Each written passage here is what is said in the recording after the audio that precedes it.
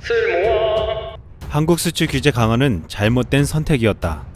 일본의 경제 보복으로 한국 내에서 반일 감정이 고조되고 일본 제품 불매운동과 여행 보이콧이 이어지자 일본 정부에서 나온 말입니다. 마이니치 신문은 한일 간 지자체 및 스포츠 교류 중단까지 이어지자 일본 정부 관계자가 예상 이상으로 소동이 커졌다고 말했다고 보도했습니다.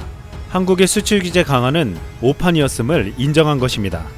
아사히 신문 하코다 데스다 논설위원은 과거에 한 일본 정부 당국자가 사실 이런 일을 해선 안 된다고 털어놓았다고 전한 바가 있었습니다.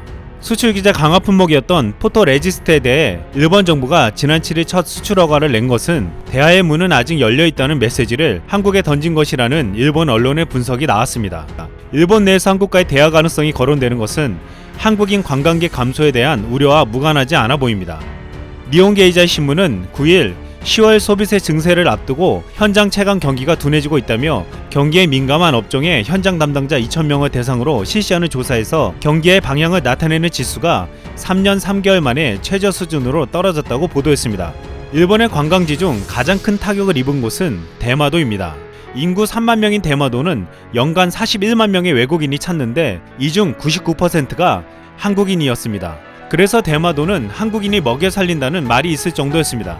하지만 한때 대마도에서는 일부 한국 관광객이 메뉴나 가격 문제로 갈등을 빚고 쓰레기를 버리고 관광지를 훼손한다는 이유로 한국인 출입금지 안내문까지 붙이는 상점들도 있었습니다. 이렇게 한국인 관광객을 거부했던 대마도가 한국인 관광객이 안 오자 고통스러워하며 신음하고 있습니다. 한국인들이 많이 찾던 거리와 식당, 숙박업소가 텅 비었습니다.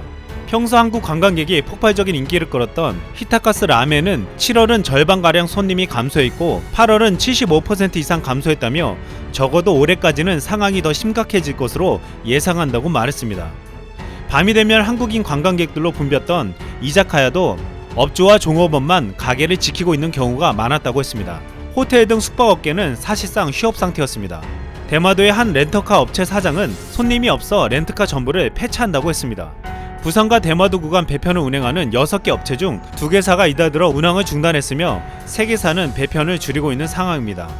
일본이 경제 도발을 해왔을 때 가장 효과적인 대응책이 일본 여행을 안 가는 것이라고 했는데 실제로 이는 큰 타격을 준 것임이 틀림없었습니다. 일본 수출 규제로 한국 기업들을 놓칠 위기에 놓인 반도체 소재 일본 기업들은 급기야 일본이 아닌 한국이나 중국 공장에서 생산에 공급하겠다며 한국 기업들을 놓치지 않으려고 안간힘을 쓰고 있습니다. 일본 마이니치는 8월 15일 광복절까지는 반일 감정이 달아올 것으로 보고 일본 정부는 8월 후반부터 외교 당국 간 협의를 재개할 예정이라며 8월 22일께 베이징에서 열릴 한중일 외교 장관의 회담을 활용해 문제를 풀어갈 것이라고 전망했습니다. 이제야 일본은 한국과 대화에 나서 갈등 상황을 풀어가려는 조짐을 보이고 있는 것입니다. 한 일본 당국자가 오판했다며 뒤늦게 상황을 인식했지만 이미 되돌리기 힘든 상황이 되어버렸습니다. 한국의 반도체 대기업들은 일본 기업에 대한 신뢰를 잃어 다시는 일본산을 쓰지 않겠다고 했으며 한국의 국민들은 일본 여행이나 일본 제품에 대한 인식이 과거로 돌아가기는 쉽지 않아 보입니다. 또한 한국 정부는 소재와 부품 국산화에 7년 동안 7조 8천억을 투입하겠다고 했습니다. 일본은 한국을 겁없이 자극했습니다. 그들은 가까운 이웃이었지만 너무나도 한국을 몰랐습니다. 이상 쓸모왕이었습니다.